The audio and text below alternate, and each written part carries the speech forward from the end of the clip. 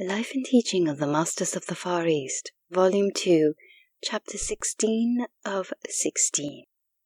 At 12 o'clock, with all final arrangements complete, the expedition moved out of the village amid the cheers and good wishes of the greater number of villagers who had gathered to bid us goodbye. Our next stopping place, where we were obliged to cross a wide stream, was reached about 6 that evening. It was thought best to camp there in order to prepare for the crossing, as this would consume the greater part of the next day.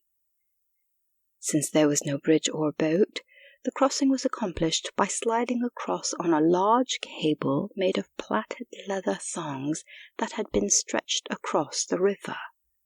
The individual members of the party experienced no difficulty in negotiating the cable. The chief difficulty was in getting the horses and mules across.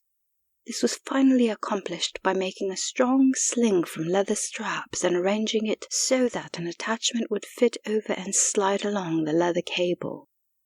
This sling was first securely fastened around the animal's body, then secured over the cable, and the animal was pushed over the bluff, where it hung suspended above the roaring torrent until it was pulled to the other bank. To this sling were attached 2 ropes of sufficient length to reach across the river, one serving to pull the animal across, while the other served to pull the sling back again for another animal. In this way, all crossed safely. We experienced no further difficulty, and, aside from the crossing, we found the trail much better than the one we had followed going out. We arrived safely at our outfitting point, where the expedition was disbanded, and arrangements were completed for those who were to return home to go on to the seaport by the regular caravan route. The next morning, Emil joined us, and, after bidding our associates goodbye, we started out on our return trip to the village of our former winter quarters. We again stopped 2 days to rest at the bandit camp, where the 2 men remained, thus reducing our party to 7. These 2 men told their comrades of the remarkable trip they had made and the wonders that they had seen. Our party was shown every courtesy, though, of course, our 3 friends came in for the greater honors. The leader of the band assured them that the bandits would hold the location of the cities absolutely sacred out of their respect for the consideration that had been shown them. We were told there was very little danger of this band's ever attempting to go so far away.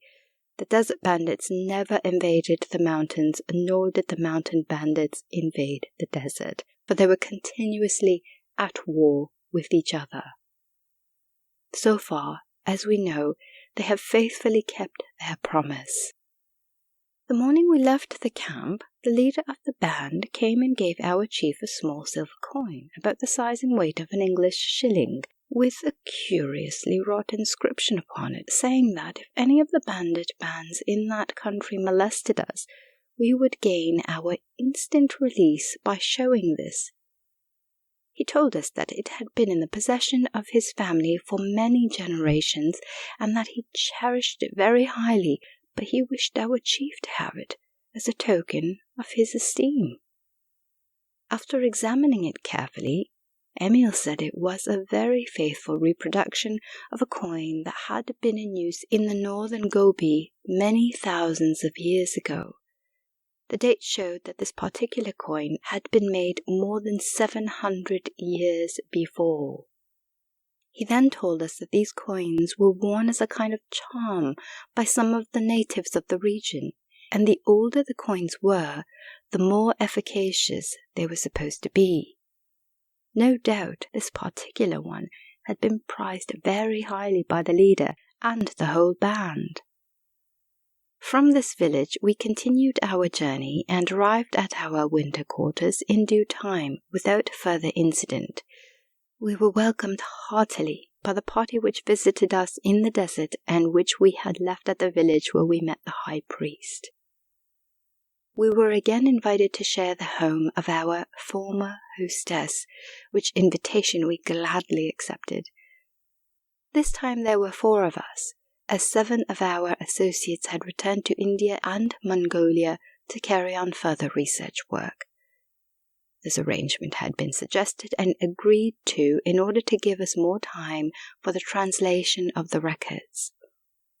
All was quiet in the village, and we gave every moment of our time to the arrangement and form of the symbols and characters which made up the alphabet, placing them in the order that enabled us to use them, thus giving us an insight into the meaning of the words. In this we were assisted by Chanda Sen. While he was not with us all the time, he or our hostess was always at hand to help us over the difficult places. This continued until the last days of December, when we noticed that a number of people were again congregating for the yearly gathering. They were nearly all people we had met at the gathering the year before. We found that this year they were to meet in the temple and use the center room of the 5 upper rooms that were arranged along the ledge as already described. We went up to this room early New Year's Eve in order to meet and talk with those who had gathered. We found that they were from numerous places, and they told us of the things that had happened in the outside world, with which we were beginning to feel we had lost all contact. Yet we had been happy in our work. The time had passed rapidly, and we were very content. While we were talking, one of our guests came in and said that the moon was very beautiful. A number of those in the room, including all of our party, walked out upon the ledge. It was indeed a beautiful sight from that elevation. The moon had just risen and seemed to be floating through a great bank of delicate colors which were reflected on the vast expanse of snow that covered mountain and valley, and the colors were continuously changing. Someone said, "Oh, the carillon will ring tonight." In a few moments, the bells did begin. At first it was as though a bell located a long way off had been struck 3 times. Then smaller and smaller ones sounded, coming nearer and nearer, until they seemed but tiny bells located directly at our feet. So real was the impression that we looked down, expecting to see the bells. This melody continued until it seemed as though thousands of bells were being struck in perfect harmony. The bank of color would rise until it appeared to be even with the ledge where we were standing, and it would seem as though we could step out upon it, so completely did it shut out the earth below. As the color raised in undulating swells, the sound of the bells would increase until the melody filled every niche. It appeared as though we were standing on the stage of a great amphitheater with thousands of dim forms and faces of those listening to the bells. Then a full, strong tenor voice began to sing "America," and in an instant thousands of voices took up the words while the bells carried the melody. Thus the song went booming on until the end, when voices back of us said, "America, we greet you." Then others said, "We greet the whole world." We turned, and there stood Jesus, the high priest, and Emil. We had become so enraptured by the phenomenon that was taking place about us that we had become wholly unconscious that there were others near us. All stepped aside to let the 3 enter the room. As Jesus entered, we could see that remarkable light that always shone out when he was present, and as he stepped through the door, the whole room became a blaze of white light. All went in and were seated at the tables. Jesus was seated at the first table, and the priest at our table, with Emil and our chief on either side. This time there were but 2 long tables down the length of the room. There were no coverings, but as we were seated, the tables were covered with white linen, and the service came on almost as quickly. The food seemed to come with the plates, with the exception of the bread. a loaf appeared on the table before Jesus. He picked it up and began breaking it, placing the pieces on a plate. When the plate was filled, a dim, childish form lifted it and stood silent until 7 plates had been filled and 7 forms stood holding them. As Jesus broke the bread and filled the plates, the loaf did not diminish. As the last plate was filled, Jesus arose and with outstretched hands said, "This bread which I present to you represents God's pure life. Partake of that pure life which is always of God." Then, as the bread was handed around, he went on to say, "When I said, 'I am lifted up,' and that by being so lifted up, I would draw all men to me, I knew that, in the light of that experience, some day all would see eye to eye and know full well when they could be lifted up as I am lifted. I saw heaven right here on earth among men. This is the truth that I perceived, and the truth will make all free. Then they will find that there is but one fold and one shepherd, and if one strays, it is safe to leave all the 99 to seek the one that he may return.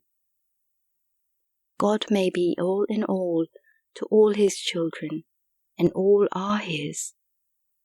They are far nearer and dearer to him than the sparrows or the lilies of the field. If he rejoices in the lily's growth and notes the sparrow's fall, how much more does he note the growth of his dear children? Neither does he judge them more than he does the lilies or the sparrow, but holds them dear to his great cause, and not one can be left out when his perfection is established. I could see that, if this ideal could be graven in letters of purest gold on the walls of the temples of the world's great thought, it would lift men's thoughts above the murk and mire by setting their feet on a rock, a sure foundation, where the winds and tides could lash and roar, but while men stood steadfast and true, they would be secure. Because of this security, peace, and calm, they would aim to the heights where they see their true dominion. They may soar above, but they will not find heaven above. They will find it right among men.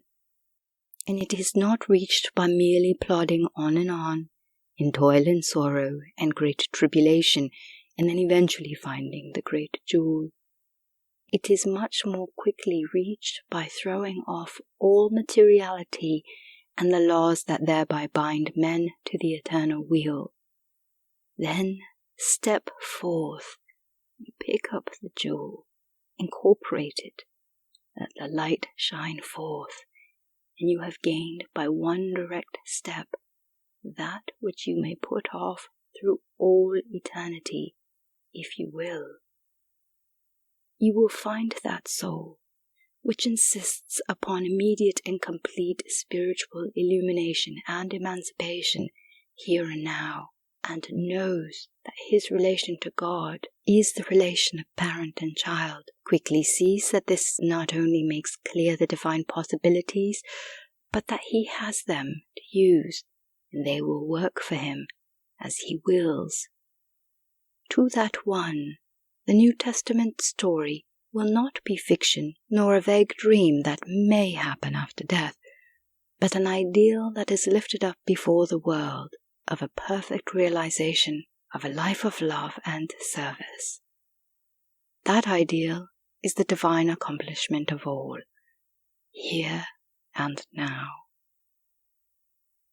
Then will they know the vision I saw when I said, "Many shall seek to enter in and shall not, for strait is the gate, and narrow is the way that leads to eternal life." For, without the true appreciation of the Christ ideal and of the divine and perfect plan of the cooperation of man and God right here on earth. The realization of this ideal is impossible, and it becomes only a dream, a myth, nothing. The door giving access to this omnipotent and transforming alchemy of the spirit in man is open to all at all times, and the key to its opening is in the thoughts of all. When two ideals and methods of salvation or of securing the saving grace of God's love are different, it is in man's thought and not God that made them so. Those who close the door to the immediate blessings of God for all his children isolate themselves from the immediate blessings that God bestows upon the Christ child, and from the spiritual illumination of the transcendent alchemy of the Spirit and all the potent powers which are theirs to use as the Christ would and should use them. When men recognize this, the leper will be made whole instantly. The withered arm will be restored, and all diseases of body and mind will vanish at their touch. Through the concentration of the spoken word, they will multiply the loaves and fishes, and as they break the bread or pour the oil for the multitude, it will never diminish, but there will always be an abundance left. They will calm the raging sea or tempest by their command, and gravitation will be overruled by levitation, for their command is the command of God.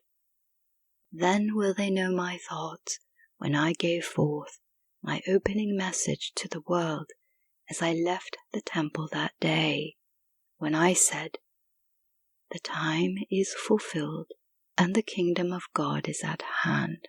And have faith in God, and nothing is impossible to you. All who can believe they can do the works that I do, and will come forth and do them, may do even greater works than I have done." They will know that it is a process of living the life, believing and knowing, and absolutely nothing is impossible to them. They will know that the Holy Spirit, the whole of the divine Spirit in them, says today just as it did long ago that, if they hear its voice and harden not their hearts, they will find they are the light of the world, and they that follow the light shall not walk in darkness.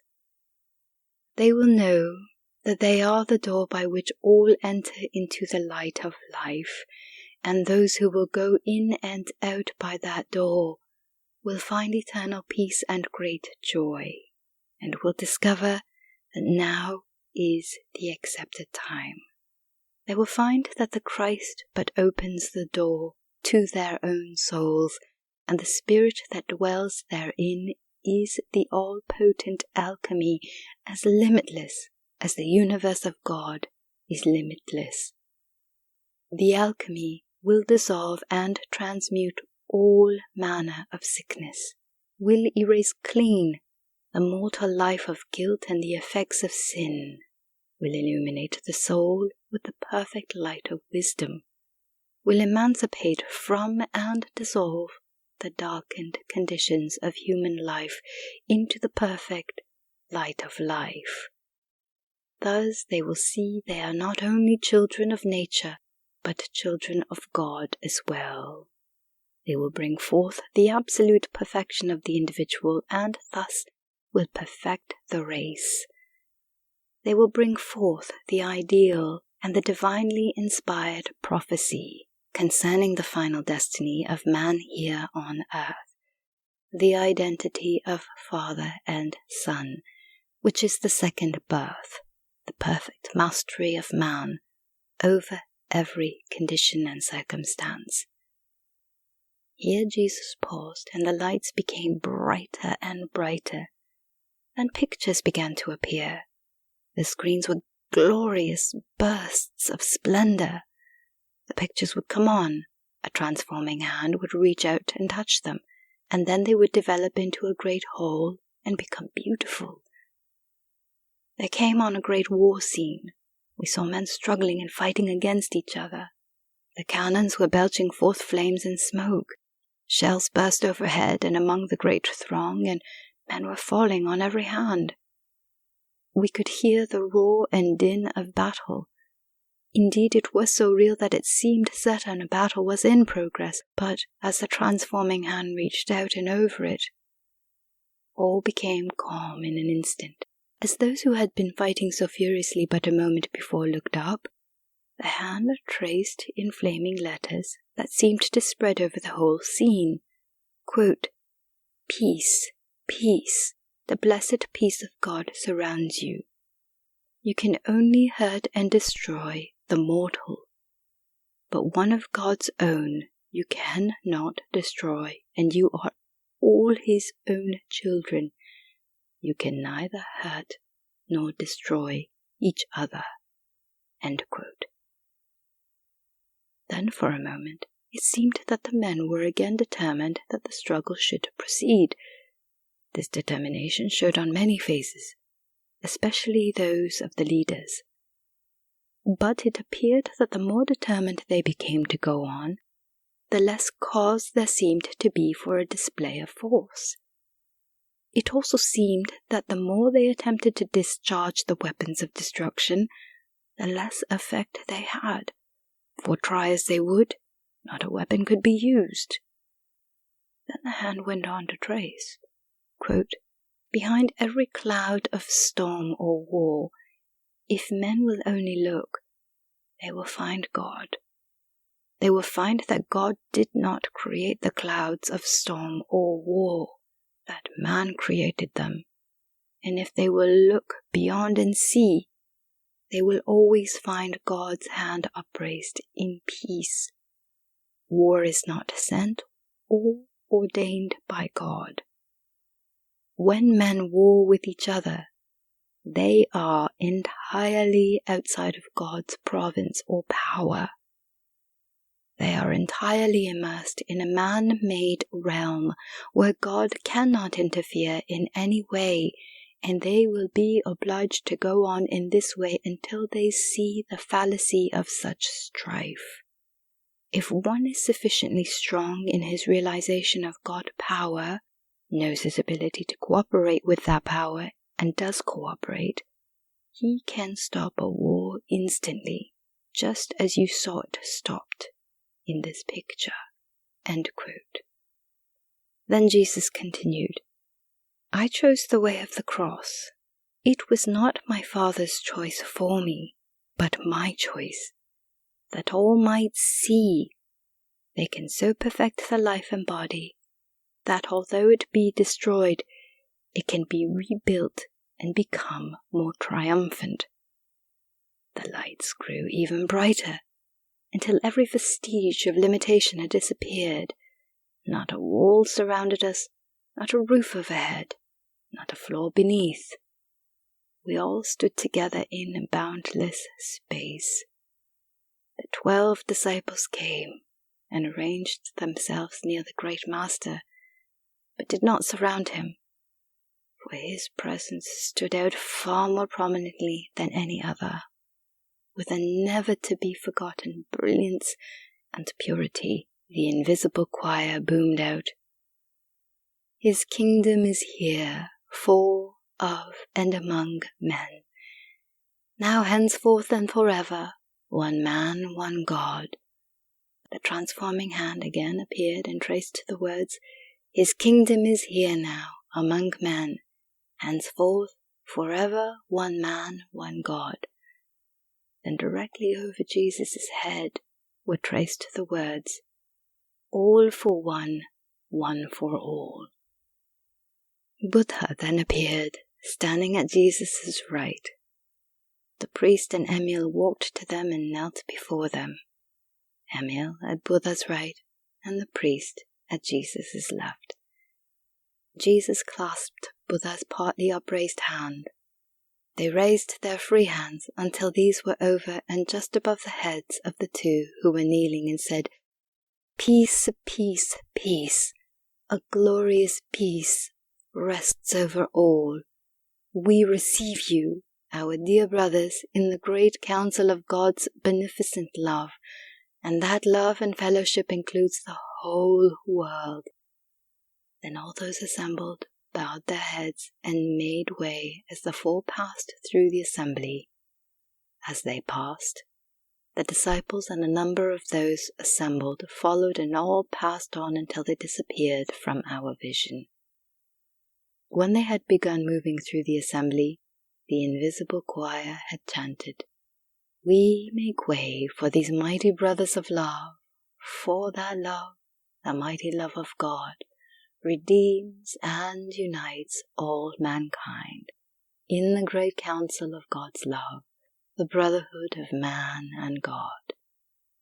As they passed from view, the great bell boomed out 12 strokes. Then, for a moment, the bells pealed a merry refrain, and thousands of voices joined in. "We bring the glad new year and a brighter day for all the world." Our second year with these great souls had closed. The end of Volume 2. Thank you for listening.